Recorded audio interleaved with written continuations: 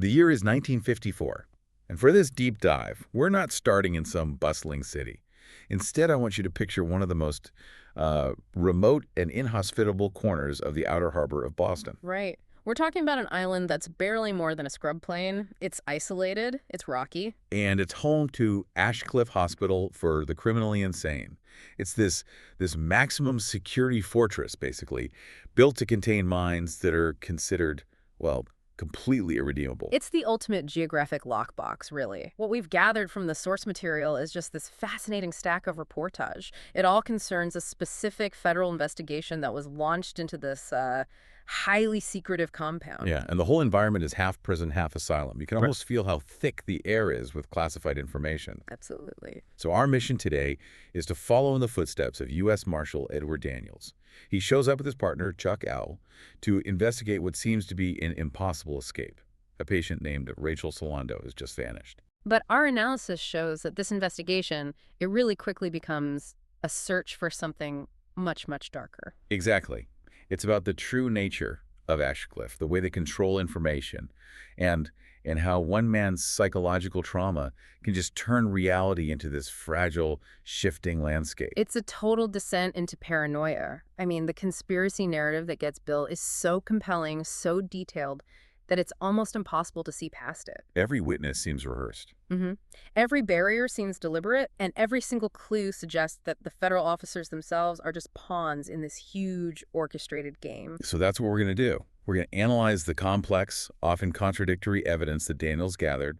We'll peel back those layers, starting with the cold, hard reality of the place itself. Okay, so let's start with the geography, because the location of Ashecliffe is so crucial to this whole operation. Right. So Ashecliffe isn't just on an island. It's way, way out there. Its whole identity is defined by how remote it is. Yeah, it's past a string of other small, almost forgotten islands. You know, Thompson, Spectacle, Grape. The kind of places nobody ever goes unless they absolutely have to. And that geographical isolation, that's the first layer of their institutional authority. It's a deliberate choice. Oh, for sure. If you want a facility where no one can get in and, more importantly, no one can get out. You pick a piece of rock 11 miles from the mainland, surrounded by these rough, cold Atlantic currents. It's perfect. And the administration uses that isolation as an immediate lever of control.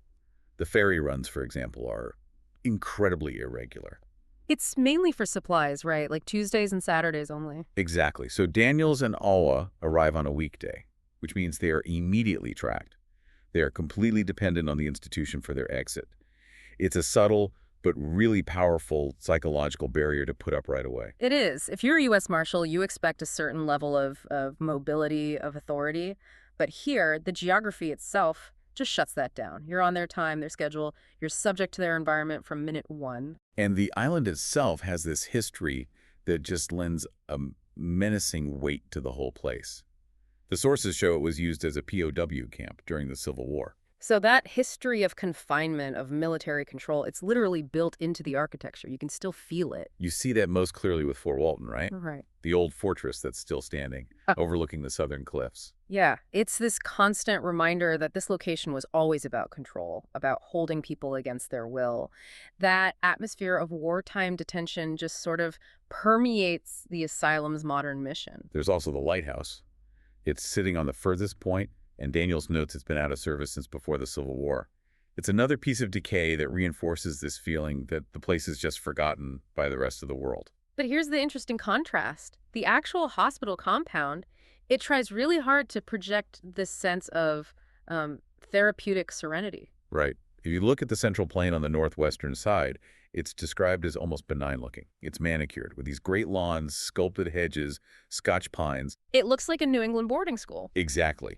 Which is such a deliberate attempt to soft pedal the reality of what's going on there. It's camouflage. Total camouflage. But when you look at the key buildings, the reality just hits you. You've got these twin red brick colonials, classic institutional style. With windows that are very clearly barred. Yeah, and then you have the main hospital building, this charcoal-colored monster that used to be the battalion headquarters.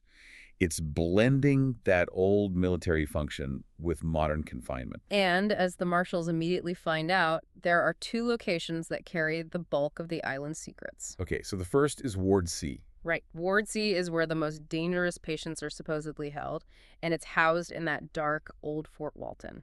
And Daniels and Aule are immediately absolutely forbidden from going there, no exceptions. And the second secret spot, the one that immediately raises this massive red flag for them, is that lighthouse. Yeah, the staff gives this completely unconvincing explanation. They describe it as a mere treatment facility for sewage processing. A sewage plant? A sewage plant. It's the sheer absurdity of it that clues the marshals in. Why would a sewage facility need the highest possible level of security? I mean, Daniels and Aule immediately note that the entire surrounding area, including this supposed sewage plant, is encircled by a thick, electrified fence line. A fence designed to keep people in, not to keep sewage clean. That one small detail is the thread they pull that starts to unravel the whole operation. The mask is definitely slipping there.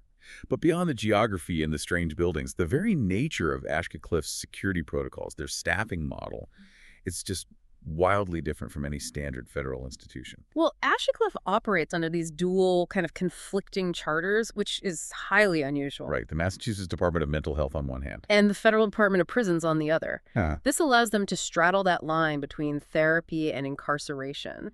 And their patient list reflects that. They take only the most damaged patients. And we're talking about patients like Vincent Grice, who, according to the records, committed these horrifying acts, killing and scalping his relatives and then wearing the scalps into town. I mean, this isn't just fear mental illness. This is extreme criminal violence. And to manage this kind of clientele, the security protocols are just immediate and absolute. The first thing that happens when they arrive. The marshals, federal officers, are forced to surrender their service weapons. Which is mandated by a specific regulation, Executive Order 391 of the Federal Code of Penitentiaries and Institutions for the Criminally Insane. That's such a huge point.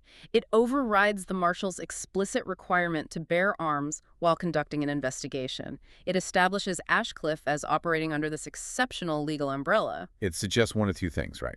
Either the patients are far more dangerous than any other prisoner in the entire U.S. system, Or that the institution views the staff, or maybe the marshals themselves, as the primary threat to the established order. and then you look at the scale of the operation. The sheer manpower is staggering compared to the number of patients. Yeah, the records show the facility only holds maybe 20 women, 30 guys, a total of 66 patients. 66. Yet, the staff-to-patient ratio is extraordinarily high. It's hovering at approximately 2-to-1, favoring the staff. 2 staff members for every single patient. I mean, that is wildly over-resourced for simple custodial care. So what theories did Daniels and Aule immediately start circulating based on that? That kind of excessive resource allocation had to mean something. Well, they immediately dismissed the standard reasons for a high ratio, like acute medical needs or complex rehabilitation, because the place just looks carceral. It feels like a prison.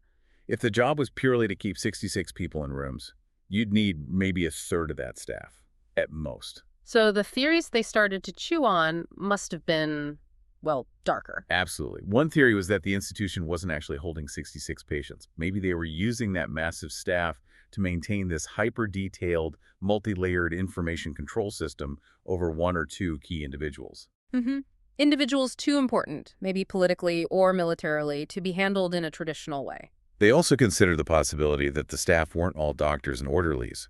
Maybe they were covert security agents or researchers who needed to monitor specific experiments 2047. So that high ratio, for Daniels, it became instant proof that their mission wasn't a simple search. It was an intrusion into a high-level institutional secret. Okay, so the entire reason Daniels and Aule are even on this fortress of an island is its supposed escape of patient Rachel Solando.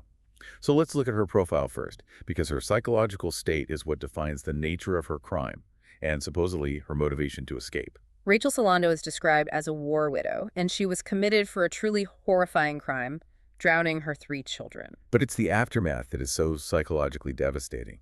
She arranged their small bodies around the kitchen table, set them up to eat a meal before she was discovered. That level of dissociation, Yeah. the cognitive break required to do that, and then treat the victims as if they're still living family members. It's hard to imagine what kind of security you'd need for a mind that damaged. Well, her delusion is her shield. She believes her children are alive and that she's still at home in the Berkshires. When the staff interact with her, she just sees them as delivery men or, postal workers. The sources note that she uses sheer force of will to maintain this completely fictitious and elaborate narrative structure in her head. This elaborate inner world is her defense mechanism against the overwhelming guilt and the reality of what she did. So her escape, if it was genuine, must have been motivated by this delusion, this desperate desire to get home 150 miles away to her living children. But the escape itself is where the story immediately just collapses into a locked room mystery. Right. The physical evidence simply does not support the official story at all. Rachel disappeared between 10 p.m. and midnight from a locked third-floor room in Ward B. And crucially, the door lock was still engaged from the outside, and the window bars were untampered with, still securely bolted. And the orderlies searched the room. Orderly Ganton checked the closet, under the bed. But to make the whole scenario even more illogical, Rachel left behind both pairs of her shoes. So the marshals are being told she somehow navigated the entire facility barefoot. Think about the physical impossibility of that. For a fragile, delusional woman to pull this off.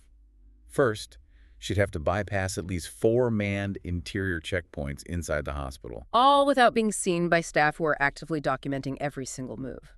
And if she somehow managed that, she'd then face the outer wall, which is topped with electric security wire. But even she avoided that. She would leave evidence-torn clothing, footprints, bent vegetation. And the massive search parties failed to find any trace of that. Nothing. And let's say she somehow got past the fence and decided to swim. She would have to swim 11 miles against a powerful, frigid current. The water temperature is hovering around 55 to 60 degrees Fahrenheit. No rational person, especially a barefoot patient, could survive that route. The complete lack of evidence. No body, no clothing, no prints. It forces Daniels and Aule to conclude that the escape is physically impossible without significant internal help. Daniels sums up their immediate suspicion perfectly. He says, a lot of help, the whole institution's help. It had to be an inside job, orchestrated and covered up by the staff themselves. And the staff testimony only fuels this suspicion. Orderly Glenn Miga admitted to breaching protocol for just a minute around 11:30 p.m. for a quick bathroom break. A tiny window, but a clear breach. And the other orderlies, they were playing poker. They had a clear view of the central staircase, but claim they saw nothing until Ganton raised the alarm at 12:02.39 a.m. That detailed timekeeping is interesting, isn't it? 12:02.39 a.m. They log it down to the second. That suggests this rigid, almost military adherence to documentation. Which, ironically, Daniels finds suspicious. Why be so precise with your record keeping unless you're trying to cover your tracks? Exactly. They're establishing a very clean timeline for the official investigation, but the facts within that timeline don't add up at all. It's like they're presenting you with a perfect ledger where the columns just never balance. And then you have the testimony from another patient, Bridget Kearns. She was supposedly in group therapy with Rachel the night before the escape. But when she describes Rachel's delusions and the focus of their therapy, her words are suspiciously familiar. Daniels recognizes it immediately. Kearns' account is forced. She's using the exact same words that Dr. Cawley, the lead physician, had used earlier to describe Rachel's condition. It suggests coaching. Or worse, scripting. So not only has a patient vanished into thin air, but the witnesses, including another patient, are giving these rehearsed statements that just happen to match the administration's talking points. And that's when the marshals realize they aren't investigating an escape. They're investigating a cover-up. That shift is critical because it gives Daniels the justification he needs to dig past the surface narrative. The institution's attempt to manage the narrative is it's too clumsy. They should have provided a compelling story, but instead they provided an impossible one. And Daniels interprets that as a deliberate, heavy-handed misdirection designed to distract him from what Ashecliffe is truly hiding. So Daniels realizes that if the staff is lying, the truth has to be found somewhere outside of their controlled testimonies. And the investigation takes a major turn when they find the first concrete clue that isn't dependent on a witness. Behind a dresser, the staff find a sheet of paper. It's the reverse side of a hospital eye chart. And on it are numbers and this strange poetic question. That sheet of paper is the turning point. It transforms Daniels from a cop searching for a missing person into a code breaker. The note reads, "Must we dream our dreams and have them too? The law for..." Who is 67? And that quote, which Daniels recognizes as being from Elizabeth Bishop, it immediately frames the mystery around the nature of desire and reality. And Daniels, who's been fueled by this lifelong interest in puzzles, he immediately starts trying to crack the code based on the numbers 47 and 80 that he sees on the paper. He realizes the key is a rudimentary principle, of number-to-letter assignation. It's the simplest substitution cipher, A equals 1, B equals 2, and so on. And he applies this to the name of the missing patient, Rachel Solando. Right, so let's walk through that. For the name Rachel, R is 18, A is 1, C is 3, H is 8, E is 5, L is 12. And if you total those numerical values, They equal 47. which is one of the numbers on the cipher. And then he applies the same logic to the surname Solando, Solando. When those values are added up, they total 80. The patient's name is the numerical key to the message. It confirms the note is an internal message directly referencing the event. But the larger theme that emerges is the number 13, which kind of contradicts the note's reference to the law of 4. Right. Daniels determines the true underlying code is the law of 13.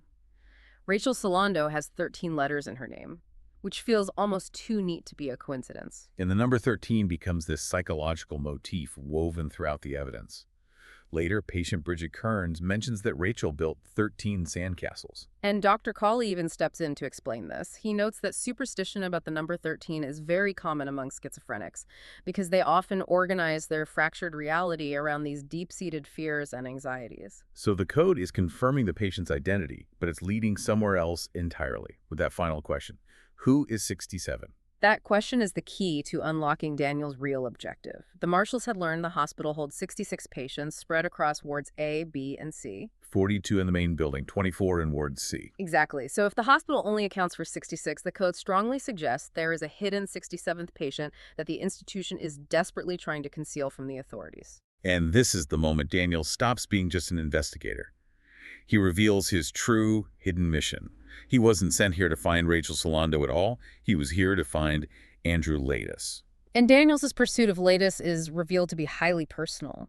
He believes Latus, who's incarcerated at Ashecliffe for killing and scalping his relatives, is the man responsible for the fire that killed Daniels' wife and destroyed his home. So this isn't just a federal investigation anymore. It's a vigilante mission. It's fueled by personal grief and revenge. And he finds more confirmation of Latus's presence through a second, storm-soaked coded message that was found earlier. Daniels recognizes it's a simple anagram. The jumble of letters RADIEDSALDWNE unscrambles definitively too. Andrew Latus. This solidifies the investigation's focus completely. The identity of the hidden patient is Latus. So the conspiracy now becomes clear. The escape of Rachel Solando is a deliberate, massive red herring. It's designed to bring federal authority Daniels onto the island under false pretenses, allowing him the freedom to search for Latus, patient 67, who is presumably held in the inaccessible Ward C, or perhaps somewhere even more guarded. So the institutional secrets aren't about an escape at all. They're about successfully hiding a man who Daniels believes is his family's killer. That is a massive paradigm shift for the investigation. It is, and it leads Daniels to immediately conclude that the staff and administration are not just secretive. They are actively colluding with his enemy, Latus, or they're using him as part of a far larger, darker project. So once Daniels has convinced himself the institution is hiding Latus, the theories shift from cover-up to outright conspiracy. He begins to believe Ashecliffe is not merely a specialized hospital, But an experimental facility engaged in radical approaches. and this paranoia is fed by a financial audit Daniels managed to run before he even arrived. Yeah. The facility's funding is highly irregular. Yeah, it's supported partially by the Commonwealth of Massachusetts and the Federal Bureau of Penitentiaries, which is normal, but the majority of the funding comes from a secretive slush fund. A slush fund set up by HUAC, the House Un-American Activities Committee, back in 1951. Wait, HUAC? I mean, that immediately links this asylum, which is supposed to be treating the criminally insane, directly to Cold War political paranoia, espionage, covert government ops. All aimed at rooting out communists and subversives. That is a massive leap. It connects everything to the mind control anxieties of the early 1950s. Daniels argues that the facility's aim is chilling. They are experimenting on the mind. Potentially developing techniques for brainwashing, or creating what he calls ghost soldiers, operatives who can be programmed or controlled remotely. And this research, Daniels suspects, is being shared directly with Dr. Cawley's former colleagues from the OSS, the Office of Strategic Services. Which was the precursor to the CIA. Exactly. This sounds like classic 1950s government shadow play. But what kind of experimental treatment are they supposedly using that's illegal enough to get federal funding, but sinister enough to warrant this level of secrecy? Well, the sources confirm the known legal use of powerful hallucinogens, LSD, mescaline, and phencyclidine. On both schizophrenic and non-schizophrenic subjects. Right, to study brain reactions and induce psychotic episodes. Daniels draws this terrifying parallel, noting that historical horrors like eugenics research were also legal at one time. So he's suggesting that while the treatments might be government-sanctioned, Ashecliffe is pushing the ethical boundaries far past the breaking point. And the conspiracy narrative just ratchets up to a fever pitch when Teddy finds a woman hiding in one of the island's caves. And she claims to be the real Dr. Rachel Solando. This is the moment. This is when Teddy's deepest fears are confirmed by an outside authority. This woman claims she was former staff, a genuine pioneer doctor who fled the institution because she questioned their methods. She claims she went into hiding after challenging the hospital's use of sodium amytal and opium-based hallucinogens, Combined with highly experimental and irreversible surgical procedures. Her narrative fully supports Daniels' darkest theories. She even uses the most extreme historical analogies. She claims the island is a site of brainwashing, sensory deprivation experiments. And that the patients are being used like Nazis experimented on Jews or Soviets used prisoners. It's an explicit comparison to totalitarian horror. And then she directs the horror straight at Daniels. She warns him that he's being set up because of his known psychological weaknesses. His debilitating migraines, his history of grief trauma, his profound personal loss. And her warning is chillingly specific. The hospital staff is manipulating his vulnerability to ensure his eventual commitment. She claims he will never leave the island alive or sane. He realizes he's not the investigator, he's the target. And this fear of internal betrayal starts immediately with his own partner, Chuck Aule. Right. There were subtle red flags from the moment they arrived that Daniels just kept subconsciously dismissing. The first thing he noted was Chuck's hands. They were suspiciously smooth, incongruous with the manual labor often required of a seasoned U.S. Marshal. And upon arrival, Chuck awkwardly fumbled his holster snap. For a federal marshal, that kind of basic procedural slip-up is unthinkable. Daniels, a highly decorated soldier and former marshal, shouldn't have missed those details. But the final devastating piece of evidence comes after Chuck vanishes on the cliffs during the hurricane. Teddy finds the evidence of betrayal. It was in Chuck's back pocket, Latus's intake form, the very document proving that Andrew Latus is a registered patient there. That confirms it. Chuck Aule wasn't his partner. He was an embedded agent. He was there to monitor and guide Daniels' movements, making sure Daniels went exactly where the institution wanted him to go, collecting exactly the information they wanted him to find. This suspicion is just solidified by a confrontation with George Noyes, patient 62, a former contact who helped Daniel set up this entire mission. And Noyes, who is now brutally beaten and has been transferred back to Ashecliffe, calls the whole investigation a game. He gives Daniels the final, most terrifying clue. He confirms his paranoia, but twists the knife. He says the entire investigation was a handsomely mounted stage play, designed specifically for Daniels. And he warns Daniels that he has to choose. He can either kill Latus to satisfy his revenge, or he can expose the truth of Ashecliffe's methods. Then he reveals the ultimate threat. They plan to take Daniels to the lighthouse and cut out my brain. Which is clearly suggesting the irreversible operation, a lobotomy. The conspiracy isn't just about hiding Latus, it's about trapping Daniels. So after days of paranoia, evasion, and betrayal, Teddy finally makes it to the lighthouse. He believes he is about to confront the dark heart of the conspiracy. But the physical and mental deterioration he's experiencing suggests that the psychological warfare and the potential drugging have finally taken their toll. His symptoms are severe and they're multiplying. Worsening tremors or palsy in his wrists and hands, dry mouth, severely blurred vision, and these debilitating migraines. Which Dr. Cawley had initially attributed to blood clotting in the parietal lobe, a physical ailment. But the truth revealed in the lighthouse is that his physical collapse isn't due to a blood clot. It's due to something much more sinister and invasive. Cawley admits that Daniels was medicated upon arrival and given aspirin during his migraine. But then he corrects Daniels. The pills were actually part of his withdrawal management. Withdrawal from drugs that Ashecliffe had been administering to him for the last 2 years. That realization flips the timeline completely. Daniels realizes he hasn't been conducting an investigation for 2 days. He has been monitored and chemically managed for 2 years. He recognizes that every single person, including his partner, was watching him, monitoring his every move, every conversation, every trip to the staff restroom. It was all surveillance. The maze was built for him, and he was the rat being studied. And then comes the definitive, ultimate weapon. The anagrammatic proof presented by Dr. Cawley, which reveals that every single name in Daniels' world is a lie. Cawley pulls down these sheets, revealing the 4 central names of Daniels' life: Edward Daniels, Andrew Laetus, Rachel Solando, and Dolores Schnell. He reveals that Edward Daniels is simply the elaborate alias Laetus constructed. Okay, walk us through the full anagram sequence, because this is where the identity totally fractures. Certainly, Edward Daniels and Andrew Laetus are not just related, they are complete anagrams of each other, ED and AL. Wow.